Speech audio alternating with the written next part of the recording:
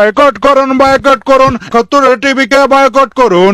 আমার আশেপাশে থাকা সকল ভাই বোনদেরকে দৃষ্টি আকর্ষণ করছি, এখনই বয়কট করুন, ৭১ টিভিকে বয়কট করুন। দেশের সাথে, জনগণের সাথে, ইসলামের সাথে এখনই বয়কট করুন, ৭১ টিভিকে বয়কট করুন। ৭১ টিভি নাস্তিক টিভি, ৭১ টিভি দালাল টিভি, ৭১ টিভি ইসলাম বিরোধী টিভি।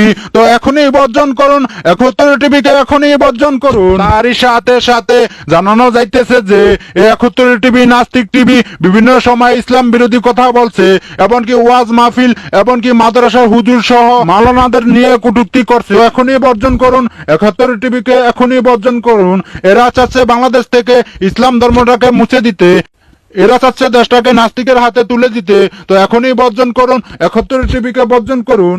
তারই সাথে সাথে জানানো যাইতেছে যে আপনি যদি ৭১ টিভিকে, এই নাস্তিক টিভিকে ৩ তালাক না দিয়ে থাকেন, তাহলে এখনই 3 তালাক দিয়ে আসুন, তালাকটা দিয়ে আসুন। তাদের ইউটিউব চ্যানেলে গিয়ে আনসাবস্ক্রাইব করে রিপোর্ট মেলে 1 তালাক দিয়ে চলে আসুন। দ্বিতীয় তালাক দেন তাদের ফেসবুক পেজে, যদি আপনি লাইক করে থাকেন, যদি আপনি ফলো করে থাকেন, তাহলে এখনই আনফলো, এখনই আনলাইক করে তারপরে 2 তালাক দিয়ে চলে আসুন। তার সাথে সাথে জানানো যাইতেছে যে আপনি যদি 3 তালাক দেওয়ার ইচ্ছুক থাকে, তাহলে আপনার বাড়িতে যদি টিভি থাকে, ৭১ টিভি যদি আপনি দেখে থাকেন, তাহলে এখনই ৭১ টিভি বন্ধ করুন, বন্ধ করুন, বন্ধ করুন।